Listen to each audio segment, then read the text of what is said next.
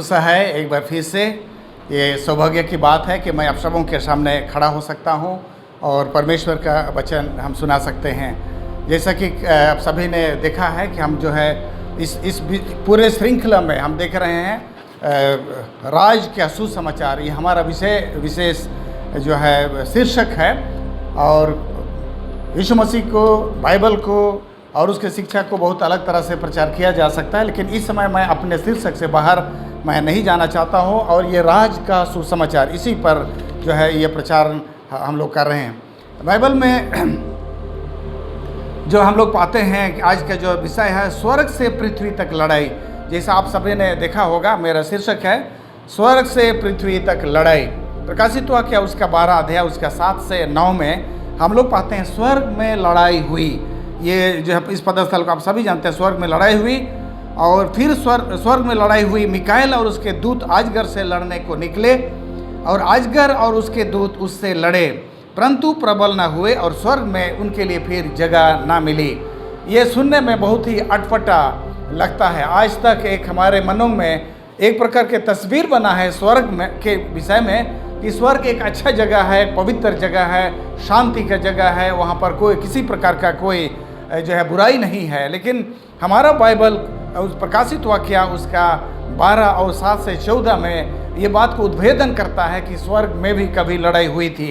ये स्वर्ग में लड़ाई हुई थी, बल्कि हम कहेंगे आज पृथ्वी में जो लड़ाई हैं, जो दुख और तकलीफ है, जो समस्याएं हैं, इस पृथ्वी का जो उपज नहीं है, इस पृथ्वी से उसका शुरुआत नहीं हुई है। आज पृथ्वी में जो समस्याएं हम देख रहे हैं, इस पृथ्वी में जो भी दुख और तकलीफ हम देख रहे हैं, वो सारा दुख और तकलीफ स्वर्ग से शुरू हुई है। ये बात जो है आज आप लोगों को बताने के लिए यहाँ पर हूँ। स्वर्ग में लड़ाई हुई, स्वर्ग से ये सारी बातें जो है स्वर्ग से ही शुरू हुई। हम यशायाह का पुस्तक में हमें पढ़ते हैं उसका जो है 14 अध्याय और उसका 15 और 12 से 15 में, हे भोर के चमकने वाले तारे, तू कैसे आकाश से गिर पड़ा है। तू तो जाति जाति को हरा देता था, अब कैसे कटकर भूमि पर गिराया गया है। तू मन में कहता तो था, मैं स्वर्ग पर चढ़ूंगा, मैं अपने सिंहासन ईश्वर के तारागण से अधिक ऊंचा करूंगा और उत्तर दिशा की छोर पर सभा के पर्वत पर विराजूंगा। मैं मेघों से भी ऊंचे स्थानों पर चढ़ूंगा और मैं परमेश्वर के तुल्य हो जाऊंगा। ये हमारे जो है हम लोग यहाँ पर देख रहे हैं। मैं शैतान के विषय में प्रचार कर रहा हूँ और शैतान नहीं चाहता है कि मैं उपदेश दूँ, और इसलिए जो हमारा यहाँ का तो हमारा जो है यहाँ का लाइट बार बार चली जाती है। और जैसे कि आप यहाँ पर देख सकते हैं, आप जो है मुझे नहीं देख सकते हैं क्योंकि हमारे यहाँ की लाइट चली गई है, लेकिन उम्मीद करता हूँ जल्दी ही ये लाइट जो है वापस आएगी। और तब तक जो है मैं आप लोगों को ये एक्सप्लेन करना चाहता हूँ। स्वर्ग में लड़ाई हुई और ये लड़ाई जो है लूसीफर नामक एक स्वर्गदूत और उसके द्वारा से बरगलाए गए से, उसके द्वारा से जो है भड़काए गए स्वर्गदूत और मिकाएल जो कि प्रभु यीशु मसीह, उनके बीच में ये लड़ाई लड़ी गई। तो ये स्वर्ग की लड़ाई के विषय में हम लोग पाते हैं। और यहाँ पर जो है शैतान, चाहे लूसीफर जिसको आज हम कहते हैं, उसकी अभिलाषा क्या थी, उसी की मनोकामना क्या थी और क्या वो चाहता था, वो बात जो है यशायाह का पुस्तक उसका 14 अध्याय और 12 से 15 पद में हम लोग इसको अभी हम लोग पढ़ा है। कहता है, मैं स्वर्ग पर चढ़ूंगा, मैं अपने सिंहासन ईश्वर के तारागण से अधिक ऊंचा करूंगा और उत्तर दिशा की छोर पर सभा के पर्वत पर विराजूंगा। मैं मेघों से भी ऊंचे ऊंचे स्थानों के ऊपर चढ़ूंगा और मैं परम प्रधान के तुल्य हो जाऊंगा। तो ये सारे बातें हम पाते हैं। उसके मन में जो अभिलाषा थी, तमन्ना थी, वो परमेश्वर बनना चाहता था, परमेश्वर के सिंहासन पर बैठना चाहता था। यहेजकेल का पुस्तक उसके विषय में थोड़ा और वर्णन करता है, जिसमें कि वो लिखा है, तू परमेश्वर की अदन नमक बारी में था, तेरे आभूषण मणि, पदरग, हीरा, फिरोजा, सोने मणि, यह सब नीलमणि, मरकत और लाल सभी भांति के पहरावे जो है थे। तेरे डफ और बंसुलियाँ तुझ में बनाई गई थी, जिस दिन तू सिरजा गया था उसी दिन वे भी तैयार की गई थी। आगे कहता है, तेरे परंतु लेन देन की बहुतायत के कारण तू उपद्रव से भरकर पापी हो गया, इसी से मैंने तुझे अपवित्र जान करके परमेश्वर के पवित्र पर्वत पर से उतारा है। हे छाने वाले करूब, मैंने तुझे आग सरीखे चमकने वाले मनियों के बीच में से नष्ट किया है। तो ये जो कुछ पदस्थल हैं जो लूसीफर या तो शैतान के संदर्भ में उसके विषय में बाइबल में हम लोग पाते हैं। लेकिन जैसा कि इस बार का हमारा विषय है राज्य का सुसमाचार, तो आप सबों को मैं जो है इसको थोड़ा सा शॉर्ट में मैं बताना चाहता हूँ। और यहाँ पर हम यहाँ देखेंगे ये लड़ाई जो स्वर्ग में लड़ाई हुई, और ये लड़ाई का जो है मुखिया जो मुद्दा क्या था, अगर मैं इसको आप लोगों को मैं कहूँगा, ये जो है कुर्सी की लड़ाई थी।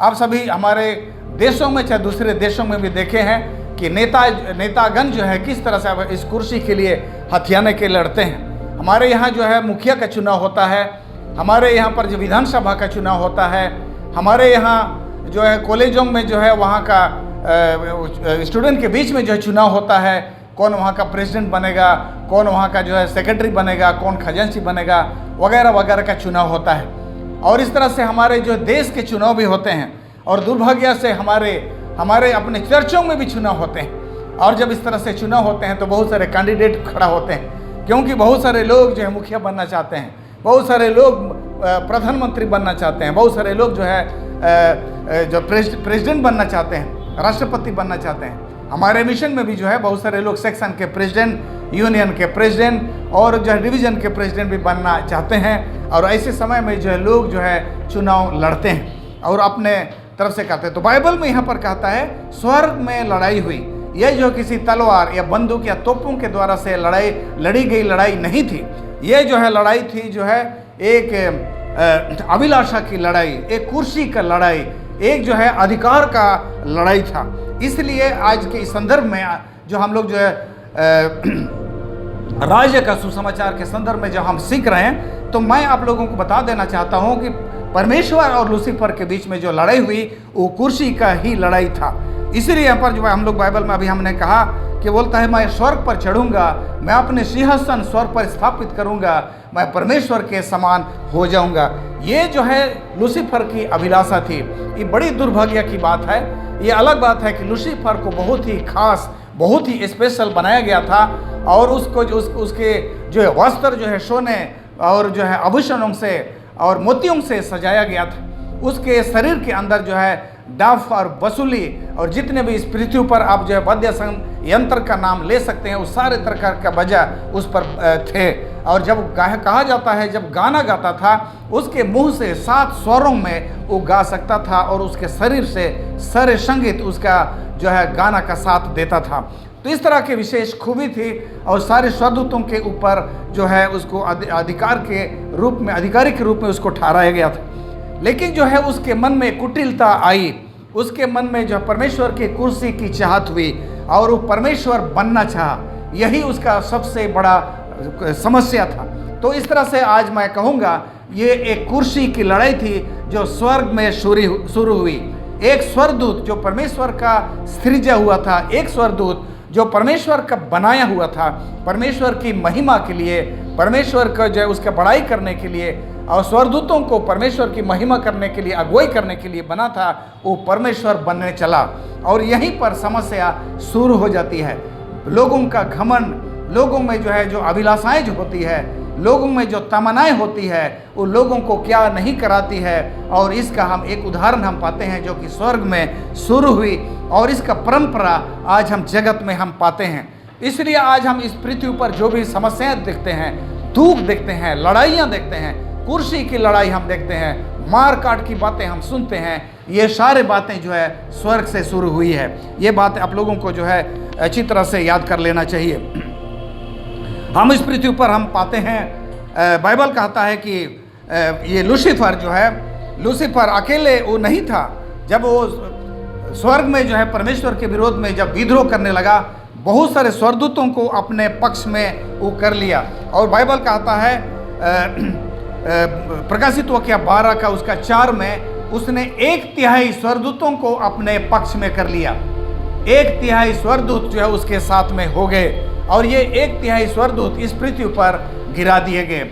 बाइबल में बहुत सारे स्थानों पर आज भी जब स्वर्गदूतों की गिनती होती है, आज इस पृथ्वी पर जब भी स्वर्गदूतों का जो है संख्या का जो है मेंशन किया गया है, तो कहता है स्वर्गदूतों की संख्या करोड़ों में मेंशन की गई।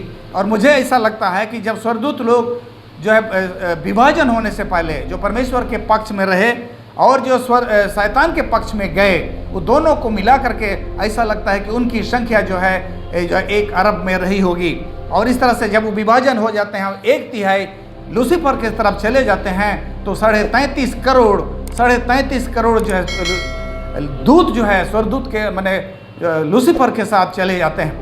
33 करोड़ 33,33,333, उसका अगर आप जो है 1/3 निकालेंगे 1 अरब का, तो इतना उनकी संख्या होती है। और परमेश्वर के तरफ जो है 66 करोड़ 66,66,668 होता है।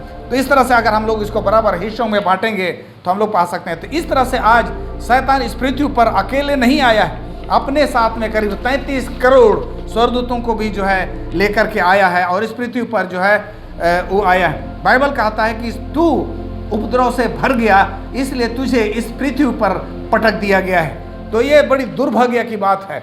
हम बदनसीब लोग हैं, इस पृथ्वी के रहने वाले लोग। जब शैतान स्वर्ग में विद्रोह किया, जब शैतान स्वर्ग में परमेश्वर के खिलाफ हो गया, वो परमेश्वर का कुर्सी का चाहत रखने लगा, उसका अभिलाषी हो गया, तो स्वर्ग से उसको निकाल दिया गया। और हालांकि ब्रह्मंडल में बहुत सारे ग्रह हैं, बहुत सारे सूरज हैं, बहुत सारे जो है उपग्रह भी हैं, लेकिन बड़ी दुर्भाग्य से वो जो है लूसीफर अपने उन 33.5 करोड़ अपने स्वर्गदूतों को, जो उसका साथ के स्वर्गदूतों को लेकर के इस पृथ्वी पर उतर करके आया और आज इस पृथ्वी पर जो है अब यहाँ पर काबिज हो गया। यहाँ पर हम लोग कहानी बार बार हम लोग सुनते रहे, मैं दोहराना नहीं चाहता हूँ। और वही लूसीफर आकर के यहाँ पर जो है आदम और हवा को उसने भी उनको भी अपना पक्ष में कर लिया और उनको भी पाप करा करके वे भी उसका पक्ष में चले गए। इस तरह से हम लोग यहाँ पर पाएंगे। और आदम और हवा को जब उन्होंने पाप करा दिया, उनको जब पाप करा दिया, तो आदम और हवा वो उनको भी बगान से निकाल दिया गया और आदम और हवा का कुर्सी पर वो काबिज हो गया। आज शैतान जो है अगर बैठा हुआ है, कुर्सी का अभिलाषी था, पुलिस कुर्सी का उसका मनोकामना था, उसका आधा मनोकामना कम से कम कुछ हद तक पूरा हो गया। स्वर्ग में परमेश्वर का कुर्सी तो नहीं छीन सका, लेकिन इस पृथ्वी पर परमेश्वर के द्वारा से बनाया गया एक इंसान, जिसको परमेश्वर अपना उत्तराधिकारी बना करके रखा था, इस पृथ्वी का अधिकारी और प्रशासक उसको बना करके रखा था, उसका कुर्सी छीन लिया और आज आदम के कुर्सी पर शैतान विराजमान है। तो इस तरह से हम लोग पाते हैं कि उसके कुछ अभिलाषा, उसकी मनोकामना जो है कुछ हद तक पूरा हो गया है। तो इस पृथ्वी पर आया और शैतान जो है आदम का कुर्सी तो छीन लिया और आदम को मृत्यु के वश में डाल दिया। आदम पापी हो गया और पाप करने के कारण से मृत्यु मनुष्यों में फैल गई और आज जो है हम मृत्यु के चपेट में हम आ गए। और शैतान यहाँ पर आप लोगों को मैं बताना चाहता हूँ, जैसा कल भी हमने देखा कि शैतान इस पृथ्वी पर काबिज हो गया और अपने हिसाब से इस पृथ्वी के लोगों को पाठ पढ़ाना चाहता है, अपने हिसाब से इस पृथ्वी के लोगों को समझाना चाहता है। आदम को भी कुछ बातें उसको समझाया, जिसको मैं आप लोगों को मैं बताना चाहता हूँ। आदम जब देखा कि आदम जो है परमेश्वर जब उसको बोला कि आप जो है तुम, क्योंकि तुमने पाप किया है, तुमने उस पेड़ का फल खाया है, इसलिए इस पृथ्वी पर बहुत दुख के साथ तुम अपना जीवन निर्वाह करोगे, बहुत दुख उठाओगे, तुम्हारा जो है कंधे का पसीना जो है तुम चुएगा, उसके बाद ही तुम कुछ खाने पाओगे और अंत में तुम मिट्टी से बना है और मिट्टी में मिल जाओगे। तो इस तरह से जो उनको बता दिया गया कि आदम जो है वो आदम जो है मरेगा। जब आदम को पता चल गया कि अब मैं पाप किया हूँ, अब मैं मर जाऊँगा, और इस तरफ से जो है मृत्यु का वहाँ कंफर्म हो गया कि आदम अब मरने वाला है, तो शैतान जो है लूसीफर जो है आदम को वहाँ पर जो है एक संतवाना की बात उसको बताया, एक बड़ा अच्छा उसको जो है भरोसा का बात उसको बताया। और भरोसा का बात क्या है, बताया कि तुम मर जाएगा तो क्या होगा, अरे मरने के बाद तुम स्वर्ग चले जाओगे। आज जो है इस तरह से जो है मनुष्यों के द्वारा से स्वर्ग जाने की जो बात जो प्रचलन है, आज संसार में अधिकतर लोग, बहुसंख्यक लोग इस बात को स्वीकार करते हैं कि लोग मरने के बाद स्वर्ग चले जाते हैं। भाइयों, जितने भी आज आप लोग सुनने वाले हैं, मैं आप लोगों को बता देना चाहता हूँ, ये आइडिया बाइबल का आइडिया नहीं है। ये शिक्षा कि मनुष्य मरने के बाद स्वर्ग चला जाता है, ये शिक्षा जो है शैतान की ओर से जो है आविष्कार किया गया है। ये शिक्षा शैतान के द्वारा से स्थापित की गई है और आज इस पृथ्वी के अधिकतर लोग इस शिक्षा को मानते हैं, इस पर विश्वास करते हैं। दुर्भाग्य की बात तो यह है कि आज बहुत सारे मसीही लोग भी इस बात को विश्वास करते हैं कि आदमी मरने के बाद अगर धर्मी है तो स्वर्ग चला गया, पापी है तो नरक चला गया। लेकिन ये जो एक झूठी संतवाना की बात थी, क्योंकि आदम को उसने गिरा दिया पाप में, और जब आदम को पता चलता है परमेश्वर की ओर से क्योंकि तू पाप किया है अब तू मर जाएगा, तो शैतान उसको एक झूठा दिलासा उसको दिया, कोई बात नहीं, कोई बात नहीं, उस पेड़ का फल खाया है तू मरेगा, कोई बात नहीं, तू मरने के बाद तू स्वर्ग ही चला जाएगा।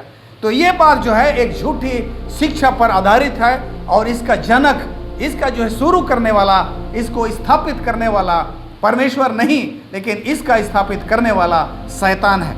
आज जो है बहुत सारे लोग मरने के बाद अपने मृतक लोगों के नाम के आगे हम लिखते हैं स्वर्गीय लिखते हैं। यह परमेश्वर का अपमान है, परमेश्वर का सिद्धांत का अपमान है, परमेश्वर का जो है बाइबल का और उसका संविधान का अपमान है। क्योंकि कोई आदमी स्वर्ग नहीं जा सकता। इस पृथ्वी पर किसी भी व्यक्ति को स्वर्ग जाने का जो उसको लाइसेंस नहीं प्राप्त है, कोई भी व्यक्ति अपने से स्वर्ग नहीं जा सकता है। मुंडा में एक बड़ा अच्छा गाना गाते हैं, पता नहीं इस तरह का गाना जो है सादरी और हिंदी में नहीं बना है, जेता आया पेड़ते सिरमा देसुम कैसे टधड़िया। अच्छा ही होता कि अगर यही गाना को आप लोग समझते, लेकिन इसमें साफ साफ कहता है कोई भी अपने ताकत से, कोई अपनी बुद्धिमानी से, कोई अपनी होशियारी से स्वर्ग राज नहीं जा सकता है। आज मैं आप लोगों को बता देना चाहता हूँ, आज आप लोग बोलेंगे कोई भी आदमी स्वर्ग राज नहीं जा सकता है, ये मानव के अधिकार की बात नहीं है। आपके मन में सवाल उठ रहा होगा, अगर मैं ऐसा जब कह रहा हूँ तो जो है कुछ लोग स्वर्ग कैसे चले गए, आपके मन में सवाल उठ रहा होगा, कुछ लोग स्वर्ग कैसे चले गए। जैसे कि हम लोग बातें हैं उत्पत्ति का 5:24 में पढ़ते हैं, हनोक चला गया, दूसरा राजा उसका 2, 1, 3, 5, 9 और 10 में हम लोग पाते हैं एलीशा स्वर्ग चला गया। यहूदा उसका 1 का 9 में हम लोग पाते हैं मूसा स्वर्ग चला गया, ये हम लोग पाते हैं। लेकिन जो है ये गलत शब्द का मैं उपयोग कर रहा हूँ, ये लोग स्वर्ग नहीं चला गए। अगर आप बाइबल उठा करके पढ़ लीजिएगा, उत्पत्ति 4:24 में हनोक उठा लिया गया बोल करके लिखा है। ये हनोक स्वर्ग नहीं गया भाइयों, इस चीज़ को आप लोग नोट कर लीजिए। कोई इंसान स्वर्ग नहीं जाता है, ये परमेश्वर तय करता है किसी को स्वर्ग अगर जाना है। हनोक अपने से स्वर्ग नहीं गया, हनोक को स्वर्ग उठा लिया गया। बाइबल साफ साफ कहता है हनोक को स्वर्ग पर उठा लिया गया। एलिया के विषय में भी दूसरा राजा उसका जो है 2 अध्याय 1, 3, 5, 9 और 10 पद को पढ़ लीजिए, वहाँ पर लिखा गया एलिया उठा लिया गया, उसको उठाया जाने वाला था। एलिया अपने से स्वर्ग नहीं गया, कोई इंसान स्वर्ग अपने से नहीं जाता है। वो जो है स्वर्ग जो है अगर कोई गया है तो ये परमेश्वर और परमेश्वर के लोगों के द्वारा से उसको उठा लिया गया है, ले जाया गया है। उसकी कोई परमेश्वर चाहे तो किसी को ले सकता है, लेकिन कोई अपने से नहीं जा सकता है। लेकिन शैतान ने ऐसा लोगों को समझा दिया है कि लोग अपने से स्वर्ग चले जाएंगे। ये बिल्कुल गलत शिक्षा है। अकाल के पाठ में इस पर मैं ज़्यादा और फोकस मैं डालूंगा। मूसा भी स्वर्ग अपने से नहीं गया, मूसा को भी स्वर्ग पर उठा लिया गया। और इसी तरह से हम लोग प्रभु यीशु मसीह के विषय में भी हम लोग पाते हैं, प्रभु यीशु मसीह को भी स्वर्ग पर उठा लिया गया। तो ये स्वर्ग जाने वाले लोग, आज तक जितने भी लोग स्वर्ग गए हैं, कि कोई अपने आप से नहीं गया है। इसलिए जो टर्म हम लोग यूज़ करते हैं, जो वाक्य हम लोग यूज़ करते हैं, जो शब्द यूज़ करते हैं कि लोग स्वर्ग चले जाएंगे, सरासर गलत है। ये शैतान के द्वारा से आविष्कार किया गया है। अगर कोई स्वर्ग आज तक गया है, वो अपने से नहीं गया है, उनको उठा लिया गया है। और जब प्रभु यीशु मसीह इस पृथ्वी पर आएगा, जब प्रभु यीशु मसीह इस पृथ्वी पर आएगा, तो जो लोग स्वर्ग जाएंगे और वे भी अपने से नहीं जाएंगे, उनको भी उठा लिया जाएगा। पहला कुरिन्थियों का पुस्तक 15:52 में बोलता है धर्मी जो है उठा लिए जाएंगे। मैं पूरा पदस्थल को नहीं पढ़ रहा हूँ, लेकिन पहला कुरिन्थी उसका 15:52 को जो लोग आप लोग लिख रहे हैं लिख लीजिए। वहाँ पर लिखा है धर्मी बदल जाएंगे, पाप जो है मृतक जो है जी उठेंगे और जीवित लोगों का शरीर बदल जाएगा, और जो धर्मी होंगे उनको उठा लिया जाएगा। आप लोग इस बात को नोट कर लीजिए, कोई अपने से नहीं जाता है। स्वर्ग अगर कोई जाएगा उनको उठा करके ले जाएगा। ये परमेश्वर के हाथ में है, परमेश्वर के अधीन है कि किसको स्वर्ग लेना है, किसको नहीं लेना है। लेकिन शैतान इसको मिस इंटरप्रेट किया है, शैतान इसको दूसरी तरह से लोगों को समझा दिया है कि लोग स्वर्ग जाएंगे, जो कि गलत है। पहला थिस्सलुनी 4 अध्याय उसका 17 में लिखता है, बादलों पर उठा लिए जाएंगे। जो लोग मरे हैं, जो जीवित हैं, वो जब उठेंगे तो बादलों पर उठा लिए जाएंगे। कौन उठाएगा? परमेश्वर उनको उठाएगा। किसी को स्वर्ग राज ले जाने का काम जो है परमेश्वर का है। तो इस तरह से अगर आज हम लोग देखेंगे, अगर कोई बोलेगा कि मैं स्वर्ग चला जाऊंगा, तो ये एक तो उसका नीयत खराब है, नहीं तो उसका मानसिक हालत ठीक नहीं है। कोई अगर सोचता है कि मैं स्वर्ग जाऊंगा, ये मानसिक हालत खराब होगा या तो उसका नीयत खराब है। स्वर्ग जो है परमेश्वर का सिंहासन है, स्वर्ग जो है परमेश्वर का घर है, और परमेश्वर का घर परमेश्वर के लिए होता है। अगर हम अपने बोलेंगे, हम हिंदुस्तान में ही बोलेंगे दिल्ली में राष्ट्रपति का घर है, हम सब कोई सोचने लगे हम लोग सब कोई राष्ट्रपति का घर में जाके वहीं रहेंगे तो क्या हालत होगा वहाँ। तो इस तरह का सोचना ही बिल्कुल गलत है।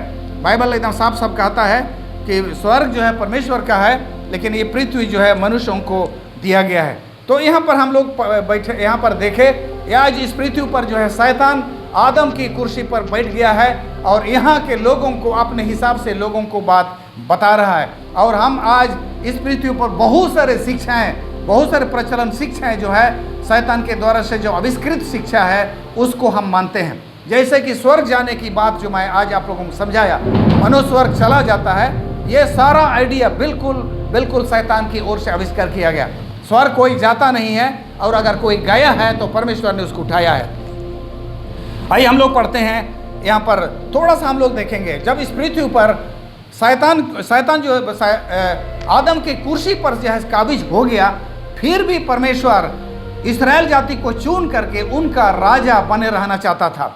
और इस्राएल का वो राजा बन करके ईश्वर जो इस्राएल जाति को उनको अगुवाई किया। आप सभी याद करते हैं जब इस्राएल जो मिस्र से निकले और कनान की ओर यात्रा कर रहे थे, वही परमेश्वर था, वही राजा था जो उनके आगे आगे चल रहा था। दिन को बादल के रूप में और रात को अग्नि के खंभे के रूप में उनके आगे चला और उनको अगुवाई कर रहा था। इस्राएली लोग जब कनान देश में बसे तब भी ये जो है परमेश्वर उनका राजा था, परमेश्वर उनका सम्राट था। और उनके परमेश्वर की अगुवाई में बहुत सारे अचंभे की लड़ाइयाँ लड़ी गई। लाखों सेनाओं का सामना करने के लिए गिदियोन के साथ 300 सैनिकों को लेकर के चला गया। सिर्फ 300 सैनिक जो है चले गए, और 300 सैनिकों ने लाखों की संख्या में आए सैनिकों को सिर्फ 300 सैनिकों से हरा दिया गया, क्योंकि उनका राजा, उनका सेनापति ये परमेश्वर था। और परमेश्वर अद्भुत तरीक़ा से अपने लोगों को अगुवाई करता है। जब जेरिहो शहर पर विजय हासिल करना था, उसने उनको कहा कि उस शहर के चारों ओर जो है रोज एक बार घूम करके आना, और 7वां दिन 7 बार घूमना और परमेश्वर की जय जयकार करना, अपने सेनापति, अपने यहोवा, अपने राजा का जय जयकार करना, और जेरिको का दीवार खुद ब खुद गिर जाएगा। और हम पाते हैं जेरिको का दीवार गिर गया, और जो है आधे से ज़्यादा सैनिक और वहाँ की आबादी उस दीवार में जो है दब करके मर गई, और जो बाकी थे उनको इसराइलियों ने मारा। इस तरह से जो है जेरिहो शहर पर कब्जा किया गया। आप बहुत सारे उदाहरण आप ले सकते हैं जब परमेश्वर उनका राजा था, परमेश्वर उनका सेनापति था।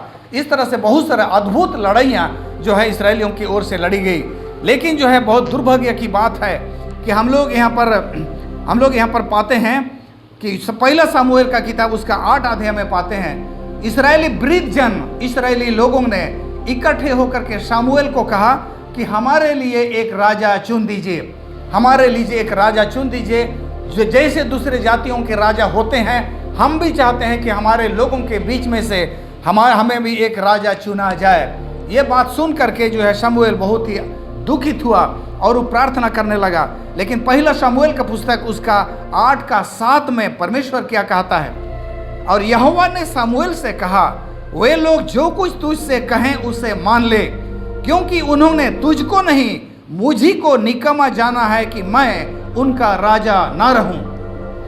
इस्राएली वृद्ध लोग, इस्राएली के सारे लोग इकट्ठे होकर के उन्होंने फैसला किया कि हम भी एक राजा चुनेंगे, हम भी एक राजा चुनेंगे, हम एक सिंहासन बनाएंगे और उस सिंहासन पर अपने चुने हुए व्यक्ति को हम राजा वहाँ पर नियुक्त करेंगे।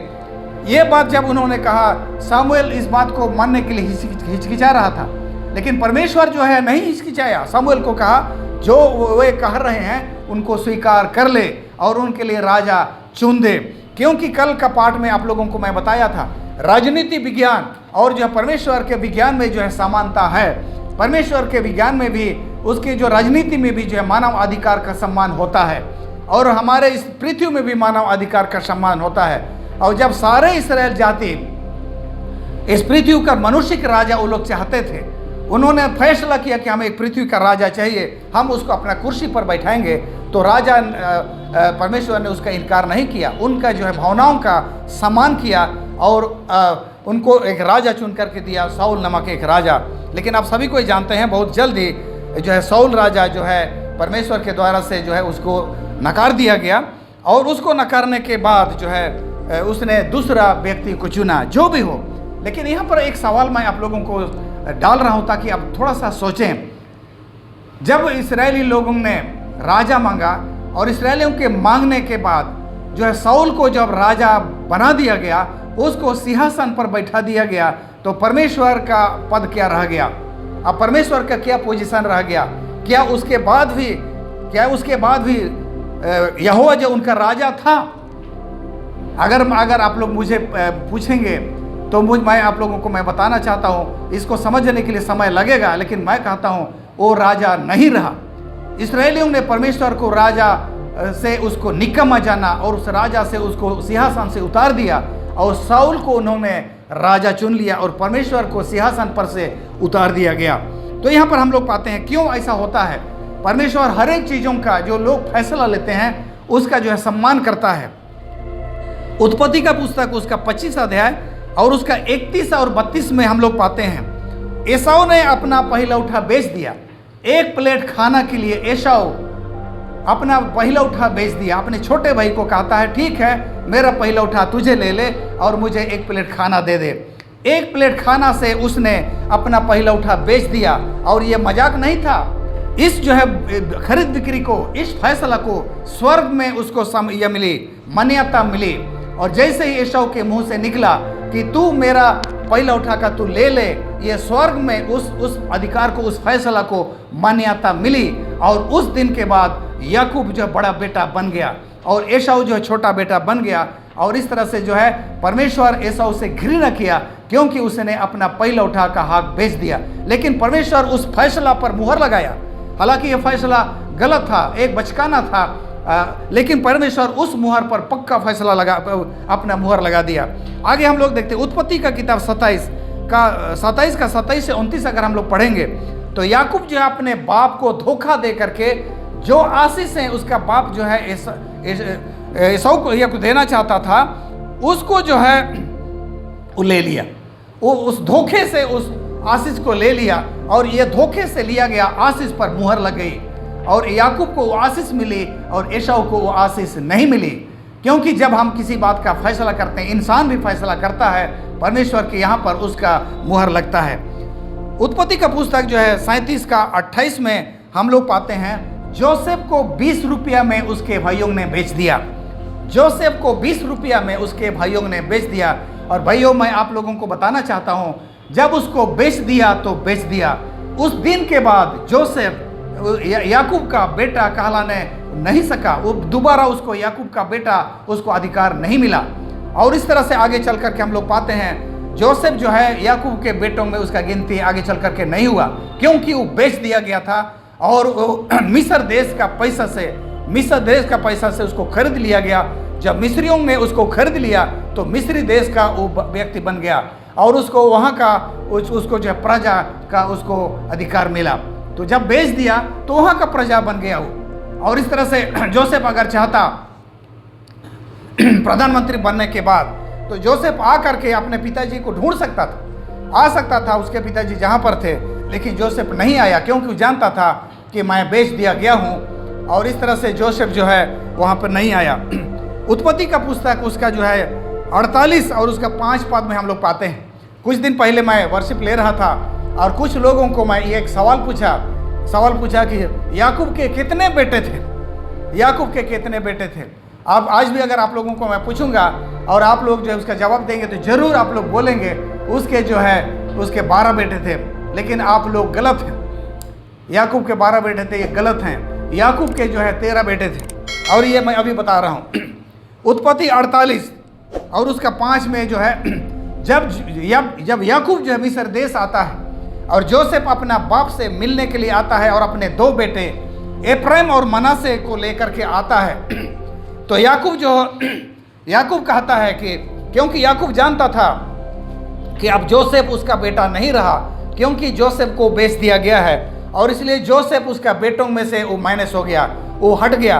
और इसलिए क्या कहता है वो, जोसेफ के 2 बेटे एफ्रेम और मनासे पर सिर हाथ रख करके वो कहता है आज के बाद ये दोनों मेरे बेटे होंगे।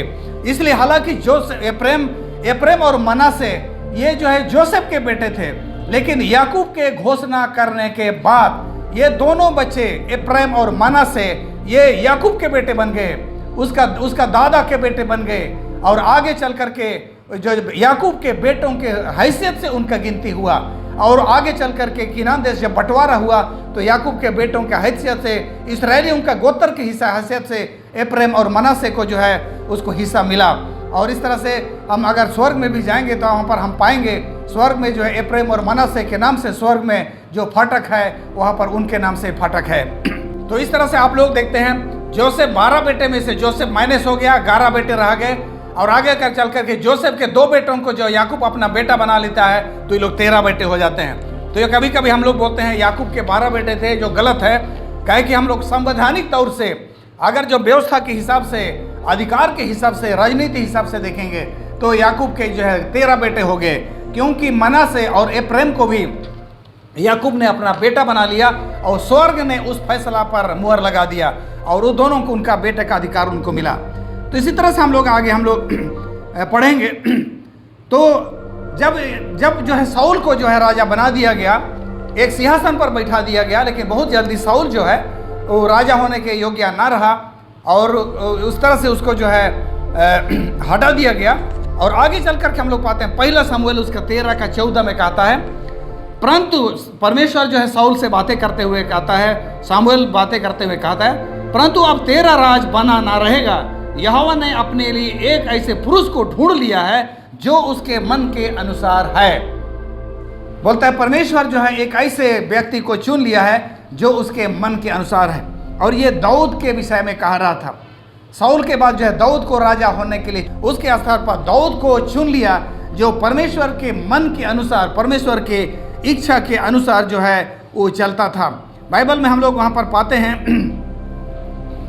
1 राजा उसका 14 का 8 में पाते हैं, और दाऊद के घराने से राज छीन कर तुझको दिया, परंतु तू मेरे दास के समान न हुआ जो मेरे पीछे पीछे चलता और केवल वही करता था जो मेरी दृष्टि में ठीक है। तो परमेश्वर दाऊद के विषय में बोलता है कि वो मेरे पीछे पीछे चलता था और जो ठीक है वही करता है। आप लोग बोलेंगे कि दाऊद भी पाप किया था, बात बिल्कुल सही है। हम सभी कोई पापी हैं। आज हम चाहे तो कोई भी हैं, चाहे सेक्शन के प्रेसिडेंट हो, यूनियन के प्रेसिडेंट हो, चाहे तो आप पास्टर हैं, चाहे एक आम व्यक्ति हैं, शिक्षक हैं, प्रिंसिपल हैं, लेकिन हम सभी कोई पापी हैं। आज हम पापी हैं वो बड़ी बात नहीं है, लेकिन अगर हम प्रभु यीशु मसीह को जानते हैं, कितना विनम्रता से, कितना हम जो है ईमानदारी से अपने पापों को स्वीकार करने के लिए तैयार हैं, ये हमें जो महान बनाता है। दाऊद ने पाप किया और दाऊद ने अपने सारे पापों के लिए मन फिराया, और ये जो है परमेश्वर उसको बोलता है मेरे पीछे पीछे चला और मेरी इच्छाओं को पूरा किया। इसलिए हम लोग भजन संहिता का किताब उसका जो है 79 का 3 और 4 में हम लोग पाते हैं, तूने कहा मैंने अपने चुने हुए से वाचा बांधी है, मैंने अपने दास दाऊद से शपथ खाई है, मैं तेरे वंश को सदा स्थिर रखूंगा और तेरी राजगद्दी को पीढ़ी से पीढ़ी तक बनाए रखूंगा। परमेश्वर दाऊद के सिंहासन के विषय में कहता है कि मैं तेरी गद्दी को, तेरे सिंहासन को मैं जो पीढ़ी से पीढ़ी तक मैं बनाए रखूंगा। लूका का किताब जो है उसका 1 का 32 में बोलता है, वह महान होगा और परम प्रधान का पुत्र कहलाएगा और प्रभु परमेश्वर उसके पिता दाऊद का सिंहासन उसको देगा। भाइयों, यहाँ पर मैं आप लोगों को क्या समझाना चाह रहा हूँ, जब जो है इस्राएली जाति के लोगों ने परमेश्वर को छोड़ करके एक मनुष्य को राजा बना लिया और परमेश्वर को सिंहासन पर से उतार दिया और साउल वहाँ पर राजा बनता है। और लेकिन परमेश्वर जो है इस बात को जो है वो सिंहासन तो इस पृथ्वी पर स्थापित होने दिया और साउल को वहाँ पर बैठाया, लेकिन जो है साउल हट गया और वहाँ पर जो है दाऊद को उस सिंहासन पर बैठाया और इस सिंहासन को वहाँ पर मेंटेन करके रखा। परमेश्वर अपनी उपस्थिति इस पृथ्वी पर से नहीं हटाया। जब इस्राएल की जाति के लोगों ने परमेश्वर के राजा से उसको पदच्युत कर दिया, उसको हटा दिया और इस पृथ्वी पर एक सिंहासन रखी गई, उसमें जो है साउल को बैठाया गया। लेकिन परमेश्वर अपने इच्छा के अनुसार, अपने मन के अनुसार जो है ऐसे व्यक्ति को जो परमेश्वर भक्त था उसको जो है उस सिंहासन पर बैठाया। और बाइबल कहता है कि उसका राज और उसका सिंहासन सदा जो स्थिर रहेगा। नया नियम में हम लोग पाते हैं लूका 1:32 में बोलते हैं वह परम प्रधान होगा और परमेश्वर का पुत्र कहलाएगा और प्रभु परमेश्वर उसके पिता का दाऊद का सिंहासन उसको देगा। प्रभु यीशु मसीह जब इस पृथ्वी पर आया तो प्रभु यीशु मसीह के विषय में कहा गया कि वो अपना पिता का यानी दाऊद का सिंहासन पर वो बैठेगा। तो यहाँ पर आप देख सकते हैं कि परमेश्वर जो है इस पृथ्वी पर जो उसको हटा दिया गया इसराइलियों के द्वारा से, एक राजा के हैसियत से उसको हटा दिया गया। इस पृथ्वी पर एक सिंहासन रखा गया और उस सिंहासन पर दाऊद बैठा। परमेश्वर उस दाऊद के वंश को बड़ा आगे बढ़ाया और दाऊद के वंश में प्रभु यीशु मसीह पैदा हुआ।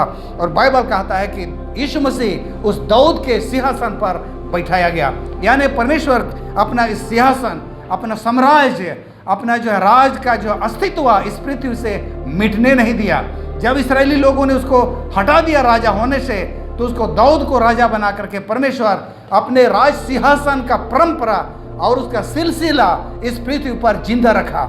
और जब प्रभु यीशु मसीह इस पृथ्वी पर आया तो बाइबल कहता है कि प्रभु यीशु मसीह उसके पिता दाऊद के सिंहासन पर बैठा है। तो इस तरह से हम इन बातों को हम लोग पाते हैं। तो आगे हम लोग अगर देखेंगे तो आज इस तरह से शैतान इस पृथ्वी पर जो अपना राज सिंहासन जो खड़ा कर लिया है, जिसको कि आज हम लोग देखेंगे स्वर्ग से इस पृथ्वी तक जो है लड़ाई आ गई है। शैतान आदम का जो है सिंहासन हासिल कर लिया, लेकिन परमेश्वर लोगों के दिल में उस राजा था, इस्राएली लोगों के दिल में राजा था। जब इस्राएली लोगों को आवश्यकता पड़ती थी प्रभु यीशु मसीह उनके साथ आता था, अदृश्य रूप से ही सही, लेकिन उनका सेनापति बनता था, उनका राजा बनता था और उनको अगुवाई किया।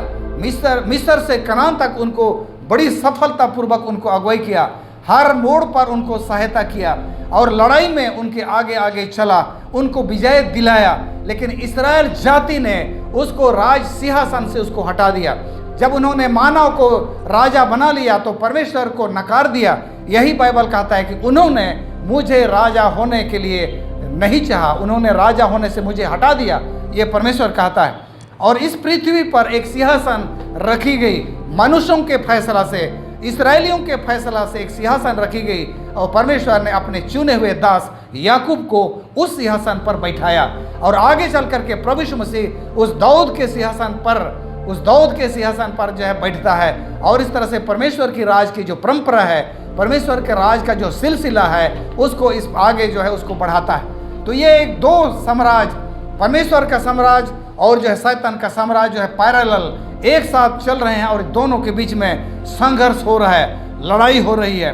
एलेन जी व्हाइट ने एक किताब लिखा है ग्रेट कंट्रोवर्सी, महान विवाद, महान लड़ाई। यही इसी लड़ाई के विषय में बोलता है, परमेश्वर और शैतान के बीच में जो है लड़ाइयाँ जो लड़ रही है।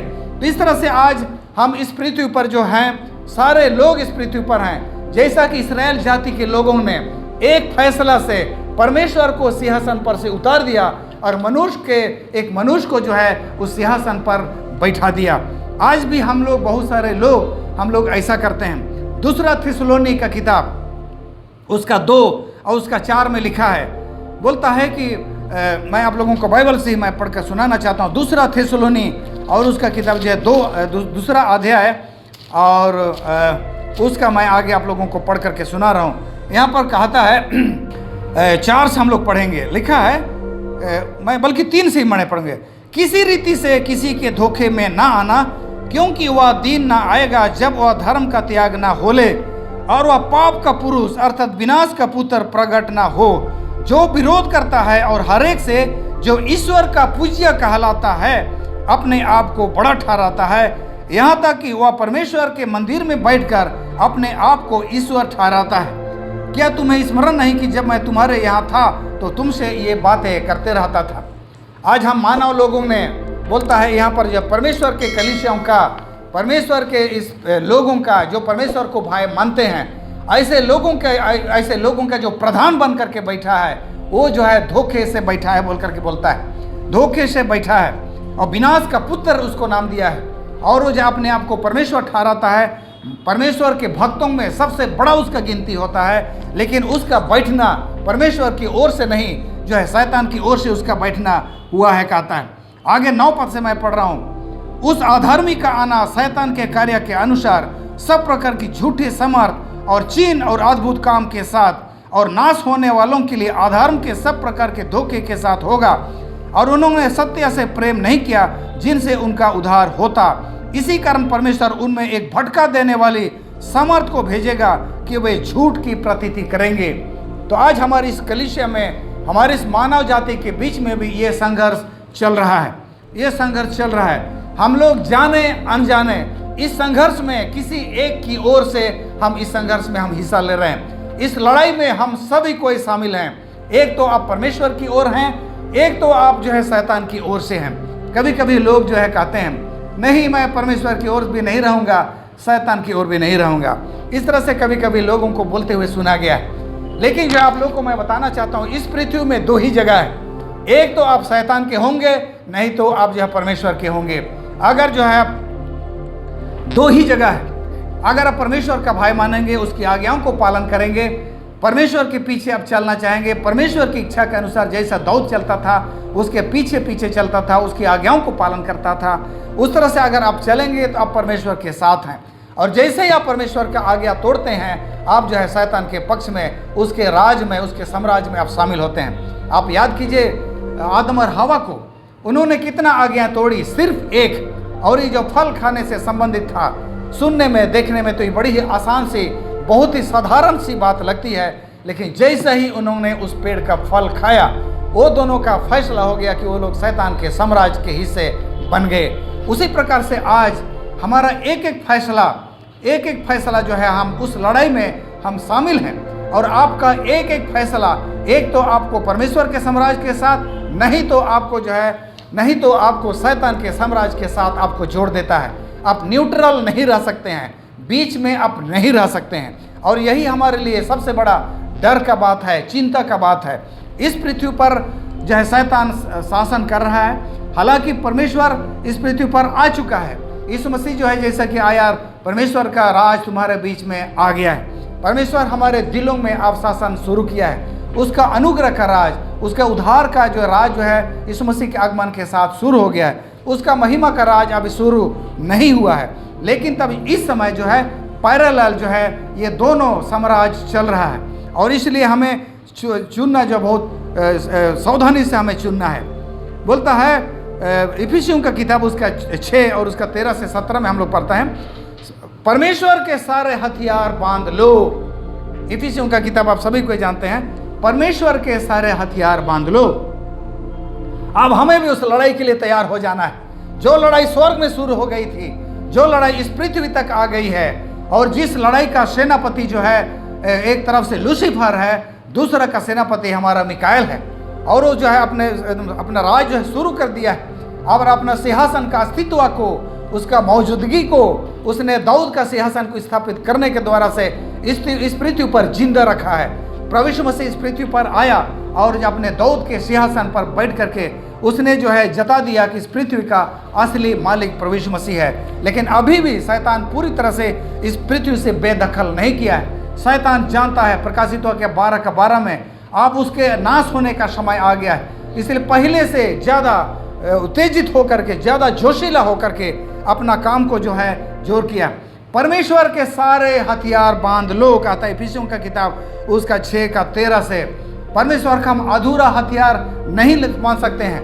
परमेश्वर के यहाँ पर कई एक हथियारों का नाम दिया गया है। बोलता है सत्य से कमर कास ले, धार्मिकता की झिलम पहनकर, परमेश्वर पाँवों में मेल के सुसमाचार के जूते पहनकर, विश्वास की ढाल लेकर के और उद्धार का टोप पहन करके हमें उस लड़ाई के लिए तैयार हो जाना है। यहाँ पर कई एक हथियारों का यहाँ पर वर्णन किया है, क्योंकि हम में उस लड़ाई में हमें भी शामिल होना है। और हम आधा हथियार से नहीं लड़ सकते, कोई एक हथियार से नहीं लड़ सकते, हमें जो है सारे हथियार को हमें लेना है। बोलता है सत्य से अपना कमर कसकर, क्या है सत्य? कल हम लोग पढ़े थे यूहन्ना 17:17 में बोलता है सत्य के द्वारा उन्हें पवित्र कर, क्योंकि तेरा वचन सत्य है। सिर्फ परमेश्वर का वचन सत्य है, और परमेश्वर के वचन पर अगर हम स्थिर हैं, तो परमेश्वर के वचन पर अगर हम स्थिर हैं, तो हम अपने कमर जो है हम सत्य से हम मजबूत कर लिए हैं। आप सभी जानते हैं जितने भी वेट लिफ्टर हैं, जो है जितने जो भारी भरकम जो चीज़ उठाते हैं, यहाँ तक कि हमारे मिलिट्री गन, हमारे पुलिस गन, उनको भी एक मोटा उनको जो बेल्ट दिया जाता है ताकि अपने कमर को जो मजबूत रखें, क्योंकि उनको लड़ाई लड़नी होती है, क्योंकि उनको दौड़ना होता है, संघर्ष करना होता है, और उसके लिए कमर को मजबूत करना बहुत ज़रूरी है। आज हमारे विश्वासियों को बोलते हैं अपना कमर जो है सत्य से मजबूत कर ले।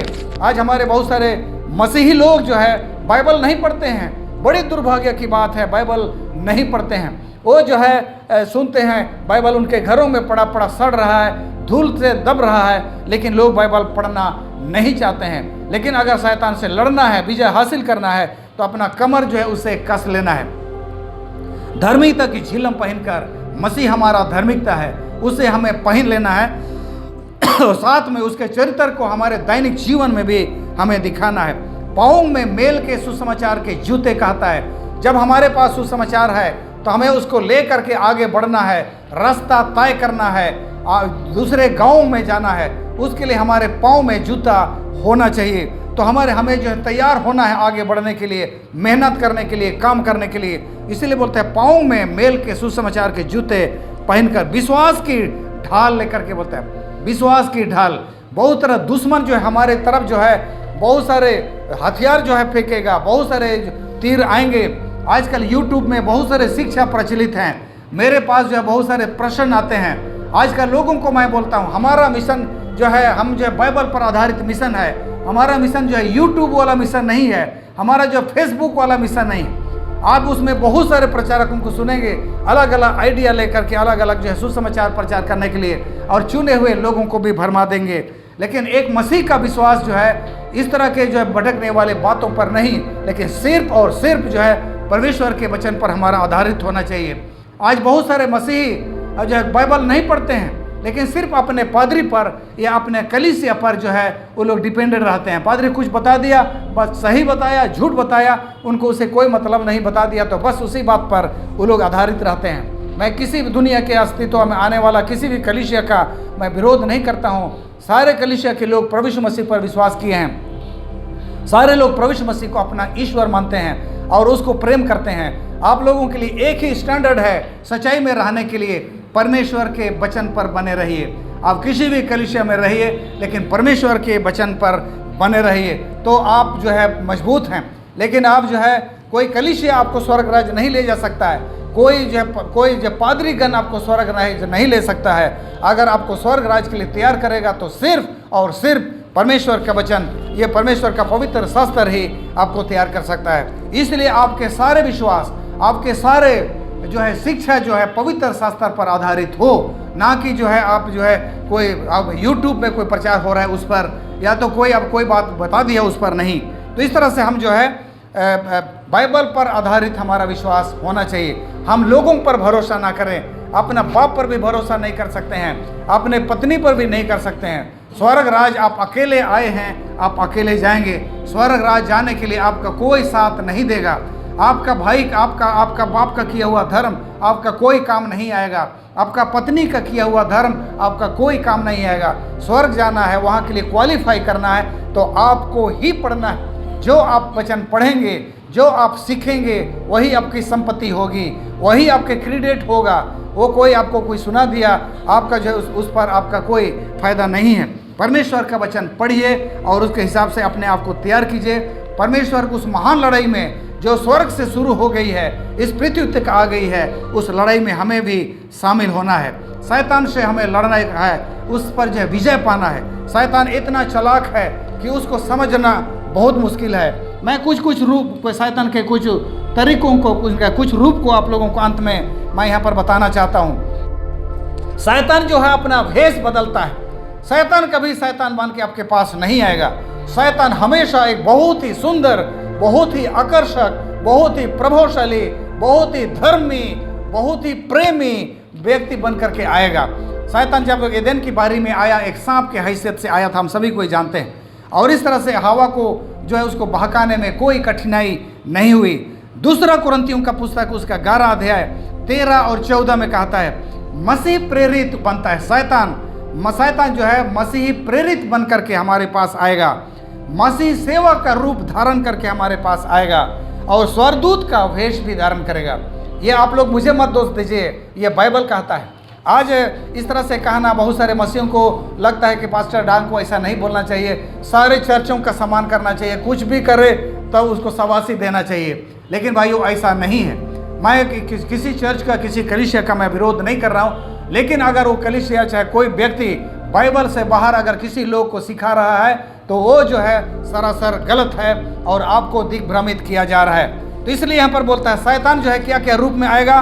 दूसरा कुरिन्थियों का किताब 11 अध्याय और 13 और 14 में बोलता है शैतान कभी शैतान बन करके नहीं आएगा, आपके पास एक मसीही प्रेरित बन करके आएगा, आपके पास एक मसीही सेवक, एक पादरी और प्रचारक बन करके आएगा और स्वर्गदूत के जैसा मतलब इस पृथ्वी का सबसे प्रभावशाली व्यक्ति, बहुत अच्छे वक्ता, बहुत अच्छा जानकार, बहुत अच्छी धर्मी लगने वाला व्यक्ति, बहुत अच्छे प्रार्थना करने वाला व्यक्ति बन करके आएगा। आगे बोलता है मत्ती का किताब 4:6 में परमेश्वर का वचन का प्रयोग करेगा। शैतान आज परमेश्वर के वचन का ही प्रयोग करता है। आपको परमेश्वर के वचन से, बाइबल से ही आपको समझाएगा। शैतान आज बाइबल से समझाना लोगों को शुरू कर दिया है और उस समय भी, यीशु मसीह के समय में भी वो बाइबल से वचन पढ़ना शुरू किया था। शैतान बाइबल का बहुत अच्छा ज्ञानी है, वो बाइबल का बहुत अच्छा स्टूडेंट है और बाइबल को बहुत अच्छा समझा सकता है, लेकिन जो है आपको थोड़ा सा आपको मिसगाइड करेगा। कोई सूती का कपड़ा में अगर एक टेरिकोट का कपड़ा मिला दिया जाए तो वो कपड़ा जो है अशुद्ध ही कपड़ा गिनाएगा परमेश्वर का सिद्धांत के हिसाब से। अगर किसी एक बाल्टी पानी में अगर एक बूंद पेशाब का पानी उसमें गिरा दीजिए, वो पानी अशुद्ध ही कहलाएगा। हालांकि आप उसको पीने से मरेंगे तो नहीं, लेकिन वो पानी अशुद्ध ही कहलाएगा। उसी तरह से अगर आपके सच्चाई में, आपके शिक्षा में अगर एक बातें भी झूठ बात को मिला दी गई तो आप जो है आप धोखे में ही पड़ेंगे। आगे कहता है उत्पत्ति का किताब उसका 3:5 को मैं आप लोगों को पढ़ रहा हूँ। परमेश्वर का वचन का अर्थ अपने हिसाब से, अपने सुविधा से बताता है। आदम को बोला गया था तुम उस पेड़ का फल खाने से मरोगे। शैतान बोला बिल्कुल नहीं मरोगे, निश्चय नहीं मरोगे। ये जो है शैतान जो है परमेश्वर का वचन को उल्टा करके बताता है। और उसी तरह से हम लोग यहाँ पर पाते हैं मत्ती का किताब 13:38 में अच्छे बीजों के बीच में जंगली बीज बोने का काम शैतान कर रहा है। तभी आप लोगों को मैं बताया 33.5 करोड़ स्वर्गदूत लोग बिल्कुल अभी सक्रिय हैं इस पृथ्वी पर जंगली बीज बोने के लिए। जो लोग जो है परमेश्वर के वचन को नहीं जानते हैं, परमेश्वर को नहीं मानते हैं, शैतान को वहाँ पर अपना ऊर्जा खर्चा करने का कोई आवश्यकता नहीं है। आज अगर शैतान कहीं पर काम कर रहा है परमेश्वर के लोगों के बीच में, पादरियों के बीच में, जहाँ परमेश्वर की भाई मानी जाती है, शैतान सिर्फ वहीं मेहनत कर रहा है। शैतान जो है जंगली बीज बोता है। आगे हम लोग पढ़ते हैं यूहन्ना 13:2 में शैतान अपने विचारों को हमारे मन में डालता है। शैतान जो है यहूदा का मन में अपना विचार डाला और प्रभु यीशु मसीह बोलता है कि कैसे शैतान ने तेरे मन में ये विचार डाला है। शैतान ये डाला यहूदा के मन में। उसी प्रकार से प्रेरितों का किताब 5:3 में बातें हैं हनन्याह और सफीरा के मन में भी शैतान ने अपना विचार डाला। कभी कभी हम लोगों को बड़े अच्छे विचार पैदा होते हैं, लेकिन हमें सावधान होना चाहिए, हमारे मन में शैतान भी अपना विचार डाल सकता है। मत्ती का 24 और उसका 5 में बोलता है वे मसीह अपने को मसीह के रूप में परिचय करेंगे, वे कहेंगे मैं मसीह हूँ। ये कौन कह रहा है? ये शैतान के द्वारा। शैतान आज हम पृथ्वी पर बहुत सारे लोग आज हम पाए जाते हैं, हम अपने आप को मसीह कहते हैं, लेकिन अगर परमेश्वर के वचन को संपूर्ण तौर से अगर हम नहीं पालन कर रहे हैं, परमेश्वर के वचन को अगर हमने फेरबदल की है, तो हम मसीह नहीं, हम जो है शैतान के जो है द्वारा से स्थापित नबी हैं, शैतान के द्वारा से संचालित हम व्यक्ति हो सकते हैं। उसी तरह से मत्ती 24:24 में बोलता है बहुत सारे झूठे नबी उठ खड़े होंगे और अद्भुत काम और चमत्कार दिखाएंगे। आज मैं कहीं पर भी जो कोई भी व्यक्ति जब सुनता है फलानी जगह विनती प्रार्थना हो रही है या तो कोई पूजा पाठ हो रही है और बड़ी चंगाई हो रही है, लाखों लोग आंख मूंद करके उधर भागना शुरू कर देते। चंगाई का नाम सुनते ही सारे लोग चंगाई का सारा श्रेय जो है वो लोग परमेश्वर को देते हैं। भगवान चंगा कर रहा है बोलते हैं, या तो परमेश्वर चंगा कर रहा है, ऐसा बोल करके लोग जो है पागलों की तरह उधर बढ़ते हैं। लेकिन आपको मैं बता, बाइबल कहता है मत्ती का किताब 24:14 में, झूठे नबी खड़े होंगे और अद्भुत काम और बड़े बड़े चमत्कार करेंगे, उनके प्रार्थना से लोग चंगे होंगे। और लेकिन जो है अगर ये लोग अगर किसी भी तरह से अगर वो जो परमेश्वर के वचन के अनुसार खरे नहीं हैं तो परमेश्वर के साम्राज्य के नहीं लेकिन शैतान के साम्राज्य के हिस्सा हैं। मैं आप लोगों को अंत में पढ़ के सुनाना चाहूँ तो मत्ती का किताब उसका 15:9 में, ये व्यर्थ मेरी उपासना करते हैं क्योंकि मनुष्य की विधियों को धर्म उपदेश करके सिखाते हैं। इस पृथ्वी पर बहुत सारे लोग जो है परमेश्वर की उपासना कर रहे हैं, परमेश्वर की महिमा कर रहे हैं, परमेश्वर का जो है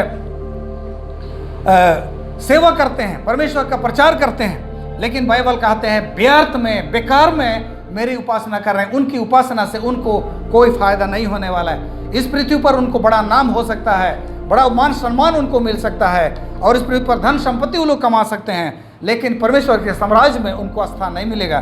बाइबल कहता है ये व्यर्थ मेरी उपासना करते हैं क्योंकि मनुष्यों की विधियों को धर्म उपदेश करके सिखाते हैं। मरकुस का किताब 6 का और 7 में बोलता है, ये व्यर्थ मेरी उपासना करते हैं क्योंकि मनुष्यों की आज्ञाओं को धर्म उपदेश करके लोगों को सिखाते हैं। हम अगर मनुष्यों की विधियों को, मनुष्यों की आज्ञाओं को अगर धर्म उपदेश करके अगर हम लोगों को सिखा रहे हैं तो हमारी उपासना व्यर्थ होगी, हमारी मेहनत व्यर्थ होगी, क्योंकि उससे हमें कोई फायदा कोई लाभ नहीं होने वाला। ये बाइबल कहता है। अंत में मैं एक और पदस्थल आप लोगों को पढ़ के सुनाना चाहता हूँ। इसको जब भी पढ़ता हूँ मुझे बहुत डर लगता है। मत्ती का किताब उसका 7:21 में, जो मुझसे हे प्रभु कहता है उनमें से हर एक स्वर्ग के राज में प्रवेश ना करेगा, परंतु वही जो मेरे स्वर्गीय पिता की इच्छा पर चलता है। उस दिन बहुत सारे लोग मुझसे कहेंगे, हे प्रभु क्या हमने तेरे नाम से भविष्यवाणी नहीं की और तेरे नाम से बहुत दुष्ट आत्माओं को नहीं निकाला और तेरे नाम से बहुत आश्चर्य कर्म नहीं किए? तब मैं उनसे खुलकर कह दूंगा, मैंने तुमको कभी नहीं जाना। हे कुकर्म करने वालों, मेरे पास से चले जाओ, चले जाओ। यहाँ पर कौन झूठ बोल रहा है? ये जो है जो बहुत सारे लोग जो है झूठ बोल रहे हैं कि यीशु मसीह झूठ बोल रहा है। कौन झूठ बोल रहा है? यहाँ पर जो जब प्रभु यीशु मसीह आएगा इस पृथ्वी पर और जो है लोगों को, धर्मियों को दाहिनी ओर, पापियों को अपने बाईं ओर करेगा, तो बहुत सारे ऐसे लोगों को बाईं ओर कर देगा जो लोग इस पृथ्वी पर जो है प्रभु यीशु मसीह के नाम से हे प्रभु कह रहे हैं। और ये लोग जो है प्रभु यीशु मसीह को बोल रहे हैं, प्रभु यीशु तू तो गलती कर रहा है, तू तो गलती किया है, हम लोगों को तो दाहिनी ओर होना चाहिए, हमें कहाँ तू बायां ओर रख दिया? क्योंकि हमने, बोलता है कि हे प्रभु, क्या तो हमने तेरे नाम से भविष्यवाणी की थी, तेरे नाम से दुष्ट आत्माओं को निकाला और तेरे नाम से बहुत सारे आश्चर्य कर्म नहीं किए? तब मैं उनसे खुलकर कह दूंगा, मैंने तुमको कभी नहीं जाना। हे कुकर्म करने वालों, मेरे पास से चले जाओ। क्या ऐसा कोई बात हो सकता है जिसको परमेश्वर नहीं जानता है? क्या ऐसा हो सकता है, कैसा संभव है कि परमेश्वर नहीं जानता है? लेकिन अगर हम परमेश्वर के वचन के अनुसार नहीं है, क्योंकि इस पृथ्वी पर 2 साम्राज्य चल रही है, उसमें से 2 में से आप कहीं पर हैं। आप अगर परमेश्वर के वचन के साथ हैं तो आप परमेश्वर के साथ हैं, और जैसे ही आप परमेश्वर के वचन में से एक पॉइंट पर भी आप मिस करते हैं, एक बात में भी अगर उसमें आप गलत करते हैं, तो आप शैतान के साम्राज्य में आप शामिल हैं। और इसलिए प्रभु यीशु मसीह कहता है, मैं तुम्हें नहीं जानता। ऐसा ना हो कि परमेश्वर हम में से हर एक को कल कहे कि मैं तुम्हें नहीं जानता। उससे पहले आज भी हमारे पास समय है। आज हम दुनिया के अंत के बहुत नज़दीक आ गए हैं। आइए हम बाइबल को पढ़ें और परमेश्वर को जो लड़ाई स्वर्ग से शुरू हुई है और अभी वो लड़ाई सक्रिय है, और आज हम उस लड़ाई में शामिल हैं, और हमें उस लड़ाई में लड़ना है। और हमारे लड़ाई का सिर्फ एक ही हथियार है, और ये है ये बाइबल।